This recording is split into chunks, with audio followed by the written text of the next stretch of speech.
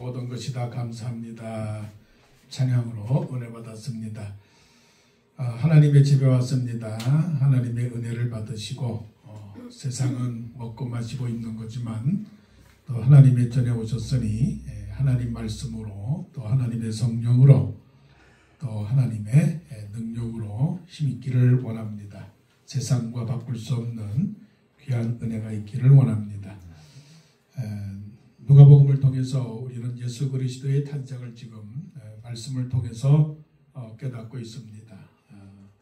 먼저는 사가랴와 엘리사벳의 가정에서 세례 요한이 탄생할 것이다라고 하는 것을 사가랴를 통해서 엘리사벳을 통해서 가브리엘 천사가 말씀을 했습니다. 그리고 나서 또 가브리엘 천사는 마리아에게 가서 마리아에게 또한 너에게도 엘리사벳이 잉태한 것처럼 너에게도 아들을 낳을 것인데 그 아들은 세상을 구원할 메시아다라고 그렇게 말씀을 했습니다. 그리고 이제 그 마리아가 이제 가브리엘 천사의 그 수태고지 아이를 낳을 것이다라고 하는 그 메시지를 받고 주의 여정이오니 그 말씀이 다 내게 이루어지다라고 한 그 바로 그 다음에 있는 말씀이 지금 오늘 말씀인데요. 39절부터 45절까지는 마리아와 엘리사벳의 만남입니다. 두 사람이 만나서 서로 교제하고 서로 기도하고 서로 축복하고 또 서로 말씀을 믿고 그 말씀 그대로 이루어지다라고 하는 것이죠. 작게는 두 사람의 만남이지만 크게 보면 하나님의 교회를 이루었고 또 하나님의 교회는 결국은 하나님의 나라를 이룬 것이고 전체적으로 보면 하나님의 구원의 역사가 이 두 사람을 통해서 지금 이루어지고 있는 것을 보게 되는 겁니다. 그러니까 설령 우리는 사소한 두 사람의 만남이라 할지라도 또 세 사람의 만남이라 할지라도 그것은 결코 사소하게 볼 수 없는 그 속에서 하나님께서 역사하시고 계신다. 하나님의 일을 이루신다라고 하는 것을 우리는 깨닫게 되죠. 그것을 믿습니까? 가정에서도 교회에서도 두세 사람이 모인 곳에 나도 그들 중에 있느니라. 그러니까 이것을 단순한 마리아와 엘리사벳의 그런 만남 그 이상으로 한번 확장시켜 보게 되면 놀라운 하나님의 예배가 되는 것이고 이것은 하나님의 나라 역사의 가장 큰 어떻게 보면 핵폭탄과 같은 큰 팽창력과 폭발력이 여기 숨어 있다라고 하는 것입니다. 말씀을 보게 되면 39절에 보게 되면 이때에 마리아가 일어나 빨리 산골로 가서 유대 한 동네에 이르러 사가랴의 집에 들어가 엘리사벳에게 문안하니. 첫 번째는 마리아와 엘리사벳의 만남입니다. 그 만남은 왜 만났을까요? 그 만남은 사실은 영적인 만남입니다. 육체적으로는요, 마리아와 엘리사벳이 서로 친족이었습니다.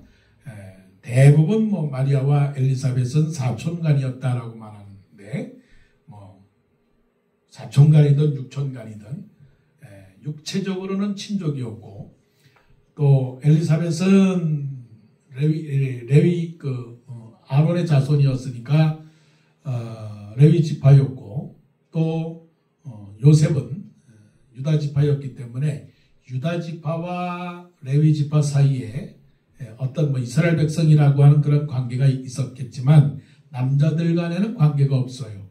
그러나 여자들끼리는 서로가 레위 지파였기 때문에 서로 관계가 있었다라고 하는 거죠. 그 관계가 육적 관계에 있어서는 하나의 사촌간입니다.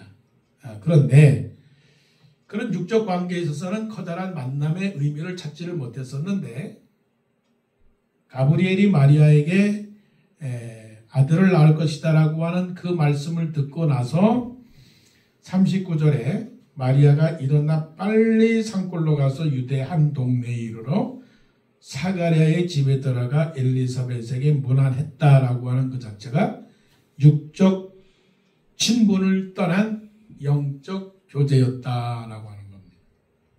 어떻게 보면 육적이라고 하는 것은 사실은 의미가 없다고 말을 해도 지나치지 않습니다. 뭐 그렇게 말하면 세상의 모든 그런 삶의 관계가 의미가 없느냐, 그때요 뭐 어떤 부정적인 거나 또한 그 무가치한 것으로 볼까봐 좀 염려가 되지만 사실 육적인 것은 다 사라져 버립니다.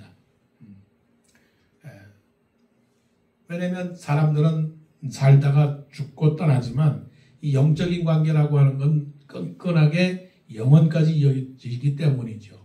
자, 지금 마리아는 지금 갈릴리 나사렛에 있고 엘리사벳은 그 예루살렘에 있었기 때문에 말씀 보게 되면 마리아가 일어나 빨리 산골로 가서 유대 한 동네에 이르렀다라고 하는 것은 그 거리가 뭐 옆 동네로 가서 쉽게 갈 수 있는 그런 동네가 아니고 최소한 10km, 20km 좀 떨어진 그런 동네였기 때문에 그렇게 쉬운 거리는 아니죠. 뭐 요즘 같아서는 자동차로 갈 수도 있는 거리였지만 쉽게 가겠지만 마음 먹는다고 갈 만한 형편은 아니었는데 그래도 빨리 달려갔다라고 하는 그 말씀의 의미가 마리아의 마음속에 뭐가 일어난 겁니까?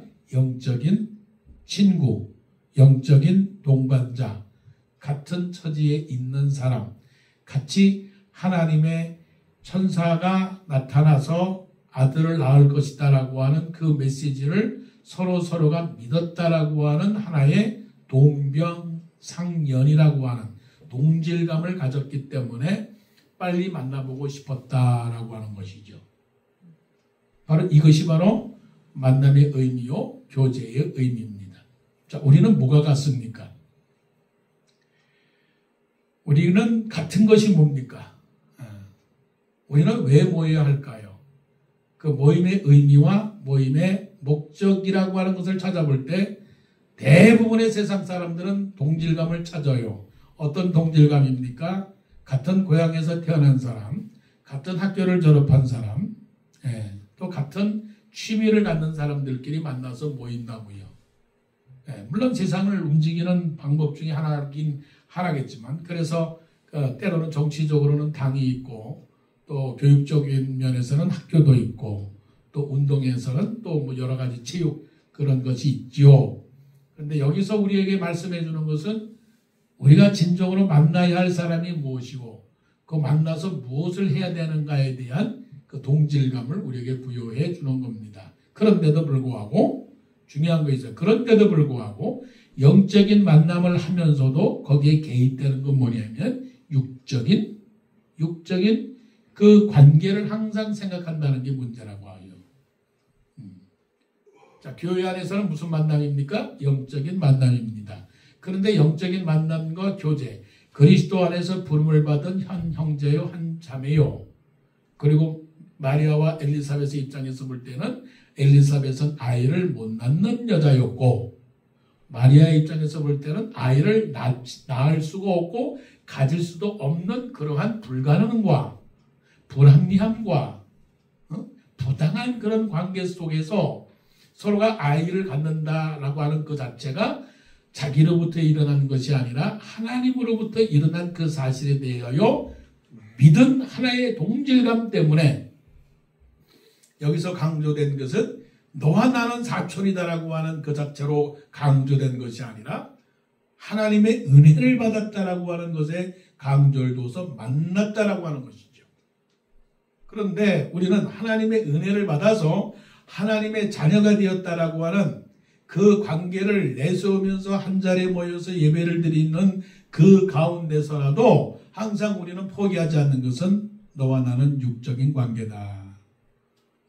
너는 어느 학교 출신이냐? 너는 어느 동네에서 왔느냐? 어디에서 살았느냐? 그런 것들이 강조되기 때문에 영적인 관계가 무너지게 되고 육적인 그런 관계를 내세우게 됨으로 말미암아 영적 공동체, 물론 영적인 하나님의 교회가 영적인 교회가 아니고 육적인 교회로서 전락되기 때문에 우리가 해야 하고 우리가 지켜야 될 도리와 말씀의 법을 상실해버리고 만다라고 하는 것이죠. 마리아와 엘리사벳의 이 만남, 이 만남은 어떤 만남이냐? 성령의 충만함의 만남입니다. 이거는 사람이 가라고 해서 간 만남이 아니고 하나님의 성령에 의해서 가서 보고 싶었다라고 하는 거죠. 그러면 이 교제 속에서 만남 속에서 껄끄러운 만남이었겠습니까? 아니죠. 기다렸던 만남이요. 보고 싶었던 만남이요. 말해보고 싶은 만남이요. 물어보고 싶었던 만남이요. 위로해주고 싶었던 만남이요. 또 기뻐해주고 싶었던 만남이요. 축복해주고 싶었던 마음이요. 이런 그런 만남이죠. 표현되진 않았지만 끌어안고 울면서 기뻐하면서 즐거워하면서 등을 두드려주면서 그런 만남이었다라고 하는 거죠. 상상을 해볼 수 있을까요? 너도 그랬니? 그랬어. 가브리엘이 뭐라고 그랬어? 나보고 말했어. 그래서 너도 그랬어? 나도 그랬어. 아니 너는 아이를 낳을 수 없는 여자였잖아. 아니 너는 어떻게 아이를 가질 수 있었어? 그래 나도 그건 이거는 있을 수 없는 일이야. 아니 너에게도 있을 수 없는 일이네. 얼마나 많은 이야기들이 서로 오고 갔겠어요. 이 만남 속에서 하루가 지났냐, 이틀이 지났냐, 3일이 지났냐, 그거는 기록을 하지 않았지만 여러분들은 어떻게 하겠습니까? 손님이 오면 3일이 지나면은 마치 손님이 오면 뭐 생선 썩는 냄새 나는 것처럼 그렇게 지겨운 그런 거라고 그러는데 이들의 만남이라는 건 어떻게 하겠습니까? 아유 빨리 갔으면 좋겠네. 빨리 헤어졌으면 좋겠네. 아유 싫어. 내가 이 먼 길을 왜 왔지? 아유 꼴 보기도 싫어. 그랬겠습니까? 나 이제 가야 되겠네. 아이고 형님 왜 가십니까? 조금 더 있다 가세요. 저도 할 말이 너무나 많아요. 어떻게 사셨어요? 그렇지. 내가 아이가 없어가지고 얼마나 내가 사람들한테 욕을 먹었는지 알아? 얼마나 부끄러웠는데.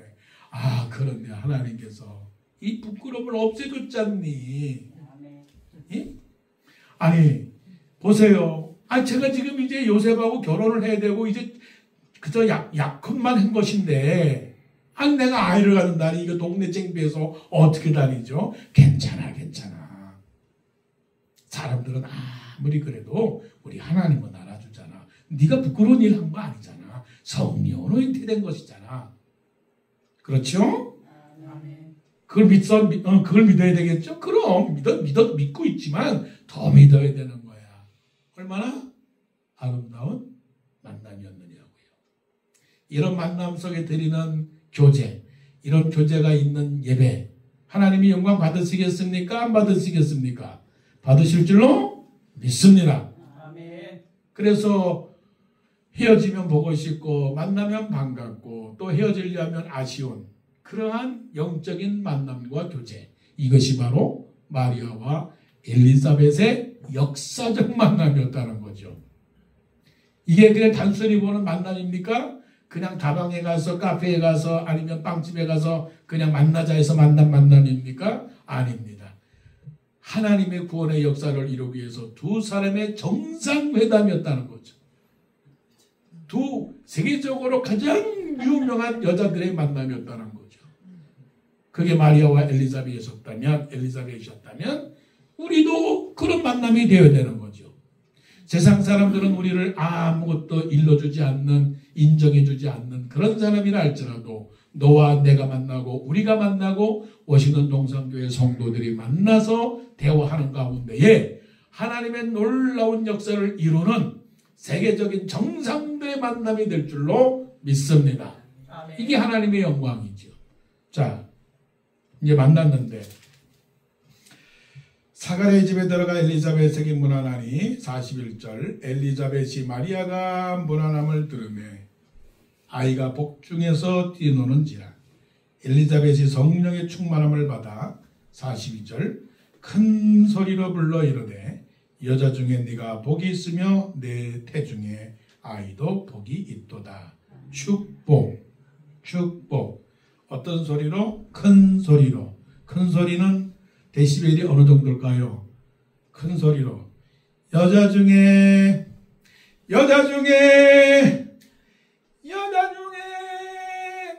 어느 정도일까요? 상상을 해보세요. 이게 복이 충만한 복입니다. 최고의 복입니다. 최고의 복이에요. 잘 모르겠죠. 내가 원하던 모든 일들이 다 이루어졌다. 그럴 때 어떻게 소리를 칠까요? 다 됐구나. 아들, 딸들이 훌륭한 일을 했을 때 참 잘했다 그러겠어요? 네? 좋다! 상상해 보시라고요. 축복이 몇 번 나오느냐? 42절에 내가 복이 있으며 내 태중의 아이도 복이 있도다. 그 다음에 45절 믿은 그 여자에게 복이 있도다. 예, 은혜를 받은 사람들은 복이 있을 줄로 믿습니다. 예, 엘리자벳이 뭐라고 말합니까? 여자 중에 네가 복이 있도다. 이 태중의 아이도 복이 있도다. 성령 충만함으로 마리아를 축복했다는 거지. 축복의 기도. 축복의 기도. 우리가 기도를 하지만 이런 엘리자벳의 축복의 기도가 있다면 그 축복의 기도가 안 될 일이 없을 거예요. 이 어떤 마음일까요? 복이 있도다라고 하는 말을 할 때 어떤 마음일까요? 하나님은 위대하십니다라는 말이에요. 하나님은 위대하시다. 여호와는 나의 방패시오. 여호와는 나의 요새시오. 여호와는 구원의 불이시오. 여호와는 나의 산성이시오. 여호와는 나의 피할 바위시오. 여호와는 나의 피난처라고 하는 것을 확실히 믿었기 때문에 엘리자벳이 마리아를 보는 순간 야, 복이 있는 사람이구나. 복이 있는 사람이구나. 여러분, 사람을 볼 때 복이 있는 사람이로다. 야, 복을 받는 사람이구나. 그 말을 했다면 이거는 그 사람에 대한 기대와 그 사람에 대한 사랑과 그 사람에 대한 믿음과 그 사람에 대한 기도와 그 사람에 대한 꿈과 그 사람에 대한 하나님의 역사를 믿었던 거죠. 이게 바로 우리의 태도죠. 만남의 교제, 축복의 기도입니다. 사도 바울은 항상 교인들을 향하여 기도합니다. 무슨 기도할까요? 영적으로 성숙하기를 위해서 기도를 했습니다. 또 위로해 주기를 위해서 기도했습니다. 평안하기를 위하여 기도를 해 주었습니다. 근데 그 복이 어떤 복이냐고요? 그 복의 차원이 내 태중의 아이도 복이 있도다.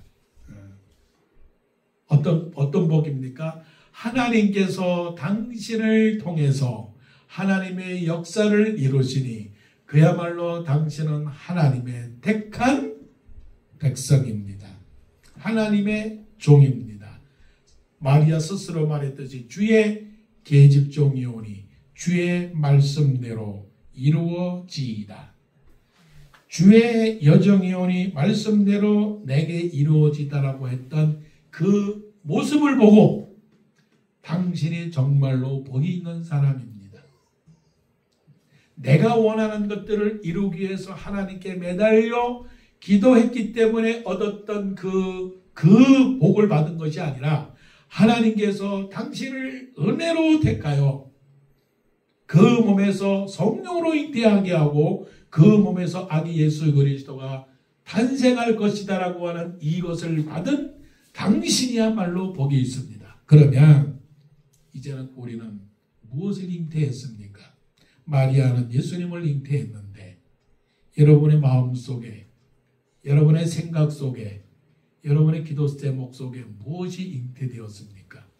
어떤 사람은 그걸 잉태했을지도 모릅니다. 하나님 나에게 천억을 주십시오. 그걸 잉태했습니까? 하나님 나에게 자손 10,000명이라고 하는 자손을 잉태하기를 원합니다. 하나님 나에게 큰 꿈을 이루어 주시기를 원합니다. 잉태했습니까? 무엇을 통해서 하나님은 나를 통해서 무엇을 이루시기를 원하십니까? 오늘 그것을 찾아 떠나야 되겠습니다. 다른 사람들이 말할 때 당신은 정말 복을 받은 사람이다. 큰 소리로 그 사람을 보자마자 문으로 들어오는 사람 그것을 보자마자 엘리자벳이 마리아를 보고 마리아가 뭐 대단한 사람입니까? 예? 가난한 목수 청년을 하고 결혼할 사람인데 그 사람이 무슨 복을 받았겠어요? 예? 무슨 복을 받았겠느냐고요? 행복의 문이 열렸겠습니까? 결혼을 한다 할지라도 잘 살겠습니까? 그 당시에 목수라고 하는 직업 자체가 그렇게 인정받는 직업이 아니었어요. 그렇다면 그런데도 불구하고 엘리자벳이 마리아가 들어오는 것을 보고 큰 소리로 외쳤습니다. 뭐라고 외쳤습니까? 여자 중에 내가 복이 있으며 여자 중에 내가 복이 있으며라고 하는 건 You are best. You are first. 네가 인류야. 제일이야. 네가 이 세상에서 가장 복받은 사람이야.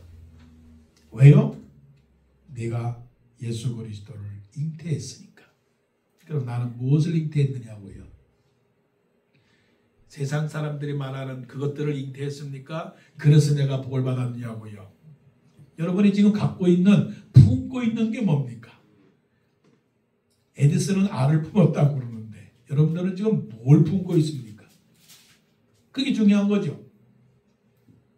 그래서 말하기를 여자 중에 내가 복이 있는데 그 태중에 아이도 복이 있도다. 설명을 한 겁니다. 그냥 복이 있는 건 아니고 네 몸에 뱃속에 아이가 복이 있도다. 예? 그러면 내가 복 있는 사람이라고 인정을 받는데 그 복을 받은 그 이유는 내가 지금 뭔가를 잉태하고 하나님 앞에 매달려 기도하고 있는 기도의 제목이 있다라고 하는 거죠. 이런 복을 받는 우리가 되기를 원합니다. 많은 것도 중요해요. 그러나 적은 것을 통해서 이루고자 하는 것은 더 중요해요.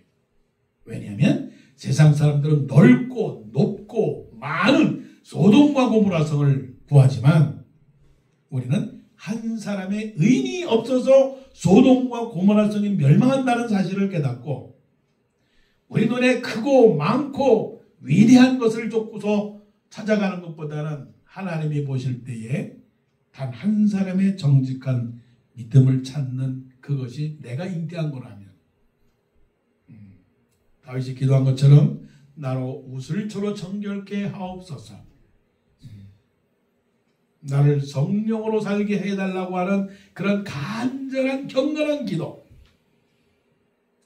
하나님 앞에 날마다 회개하며 하나님 앞에 올바른 사람이 되겠습니다라고 하는 그 작고 작은 기도.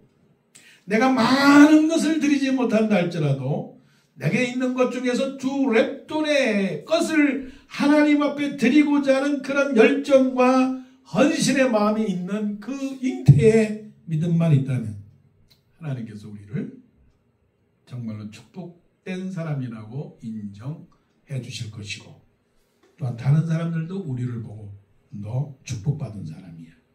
그런 사람이 다 될 줄로 믿습니다. 아멘. 그런 복이 있기를 원합니다. 아멘. 나도 인정하고 너도 인정하기를 원합니다. 다른 사람들이 보고 워싱턴 동산교회는 참 복이 많은 교회구나. 왜? 하나님을 사랑하니까. 할렐루야. 아멘. 하나님을 믿으니까. 할렐루야. 하나님을 간절히 소망하니까요. 그런 복 있는 사람이 되기를 원합니다. 자, 마지막이 중요하겠지요. 마리아와 엘리사벳의 방문은 믿음으로 사는 고난을 예고하는 그러한 만남이었다는 거죠. 사도 바울은 빌립보 교인들을 향하여 말씀하기를 너희들을 주 예수 그리스도의 은혜로 불러서 너희들로 믿음으로 살게 하신 것은 다만 그를 믿을 뿐만이 아니라 그를 위하여 고난도 받게 하려 하십니다. 아까 표현대로 최고의 위대한 훌륭한 여성들의 정상회담이라고 말했지만 사실은 이들의 인생은 슬픈 인생이었어요. 세례 요한은 30살에 헤롯에 의하여 목이 잘려서 죽고 말았어요. 어머니 입장에서 볼 때 내 아들이 집에서 살지 아니하고 광야에서만 살아갈 수밖에 없는 그 아들을 봤을 때 그 아들을 보는 어머니의 마음은 어떻겠느냐고요. 출세를 해야 되는데, 예? 출세를 해야 되는데, 아유 저 아들이 좀 제사장이 되어서 멋진 옷도 입고 또 잘 되면 대제사장이 되어서 백성들에게 존경과 칭송을 받는 훌륭한 요한 대제사장이 되어야 되는데 사람들이 말해 저 세례 요한은 광야에서 낙태 털옷을 입고 허리에 가죽띠를 띠고 메뚜기와 석청을 먹고 아유 저 거름뱅이 저렇게 인생 살아서 뭐 인정받겠나 그것을 보면서 살았다고요. 엘리자벳이 그 아들을 보면서 살았다고요. 그 아들을 보면서 무엇을 생각했겠어요? 어머니 마음속에 항상 기도하면서 엘리자벳이 그것을 고백했겠죠. 하나님, 저 아들은 내 아들이 아니죠. 주 예수 그리스도의 오심을 예비하기 위하여 광야에 외치는 자의 소리가 되기를 원하여 하나님께서 광야로 보내셨지요. 저는 그것을 믿습니다. 영적으로요. 그러나 육적으로는 어떻게 생각하겠습니까? 하나님 제 슬픈 마음을 아시죠. 위로해 주세요. 안 그렇겠어요? 사람은 이 땅에 살아가는 동안에 영적, 육적 이런 그 교통이 있는 거 아닙니까? 그렇죠? 또 예수님의 어머니 마리아는 33살까지 33살까지 살다가 십자가에서 죽으셨어요. 십자가에서. 그냥 죽은 게 아니에요. 그래도 세례 요한은 순교를 했다고 그러지. 예수님은 십자가에서 가장 용서받을 수 없는 극악무도한 살인자의 버금가는 반역죄인으로서 로마의 황제의 모든 법도를 지키지 아니하고 또 유대의 전통을 지키지 아니하고 스스로 나라를 세우겠다라고 하는 반역자로서 십자가에서 죽었어요. 육적으로는 어떻게 생각하겠습니까, 여러분? 내 아들이 33살에 꿈도 이루지 못하고 십자가에서 손가락질 받으면서 죽었다. 어떻게 생각하겠어요? 사실 축복받은 게 아니라 비운의 여자들이에요. 비운의 여자들, 슬픈 인생을 사는 여자들이었다고요. 자, 여러분, 마리아가 되기를 원해요? 마리아의 축복을 받기를 원해요? 엘리자벳의 축복을 받기를 원합니까? 그러나 기억할 것이 있어요.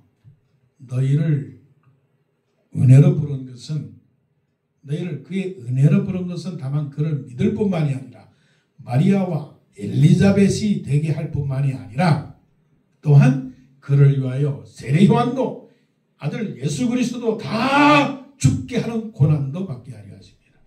그 말씀이 뭡니까? 44절 보세요. 보라 내 문안하는 소리가 내 귀에 들릴 때에 아이가 내 복중에서 기쁨으로 뛰놀았도다. 마지막이요. 주께서 하신 말씀이 반드시 이루어지리다 라고 믿은 그 여자에게 복이 있도다. 뭘 믿었을까요? 마리아가 다윗의 왕권을 가지고 올 왕으로만 생각했겠어요? 그런 믿음이었겠습니까? 아닙니다. 예수 그리스도께서 예루살렘으로 올라갔던데 같이 가는 줄 알았다가 안 내려오니까 너 어디 있었느냐 물어봤더니 성전에서 이렇게 했습니다. 그랬더니 마리아는 그 말을 마음속에 심중에 두니라 그랬어요. 그러니까 마리아는 예수가 내 몸에서 나온 아들이었지만 저 아들은 내 아들이 아니라 하나님의 아들이다. 이게 중요한 거예요. 그러면 반드시 이루어지다 하신 말씀이 반드시 이루어지다라고 하는 그거 말씀은 뭐냐? 그게 뭐냐면 예수님께서 마지막으로 돌아가시면서 십자가에 돌아가시면서 말씀하시기를 다 이루었다. 다 이루었다. 다 이루었다. 무엇을 이룬 겁니까? 하나님의 구원의 목적을 십자가에서 다 이뤘다라고 하는 그런 말씀이죠. 그러니까 이게 바로 우리의 현상 실체라고 하는 겁니다. 무슨 실체요? 죽어야 합니다.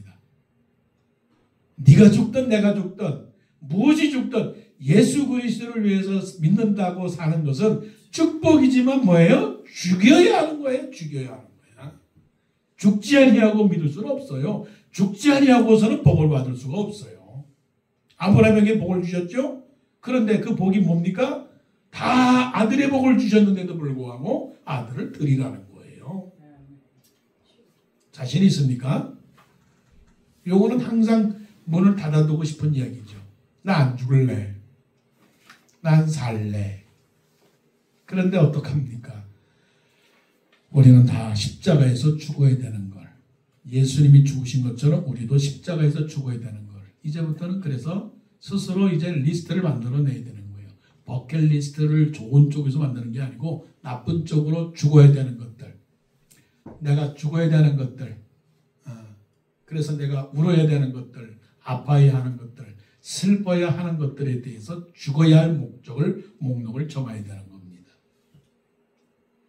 복받는 것만 생각하지 마시고 주를 위하여 희생할 것이 무엇인가를 기록을 하면서 날마다 주의 말씀대로 이루어지리이다. 주의 말씀대로 내게 이루어지리이다. 내가 죽어야 할 것이 무엇일까요? 혈기도 죽이고 욕심도 죽이고 교만도 죽이고 자랑도 죽이고 육체도 죽이고 모든 것들 세상의 명예. 그래서 주 예수보다 더 귀한 것은 없네. 이 세상 모든 부귀와 바꿀 수 없네. 그 찬송처럼 우리도 주님 앞에 다 죽이고 또 죽여서 세상 사람들은 슬픈 사람이라고 할지라도 고난받는 사람이라 할지라도 현재의 고난은 장차 올 영광과 좋게 비교할 수 없도다 하신 그 말씀과 같이 비록 이 세상에서는 환난을 당하지만 그러나 하늘나라에서는 우리를 향하여 영접하시고 하나님 보좌 우편에 예수님께서 앉으신 것처럼 우리도 하나님과 함께 영생 복락 누리며 고난을 승리하며 아픔을 기쁨으로 고난을 영광으로 바꾸는 그러한 사람이 되어서 참으로 마리아와 엘리자벳이 만난 이 만남 속에 교제가 있고 기도가 있고 그리고 또한 고난도 함께 받는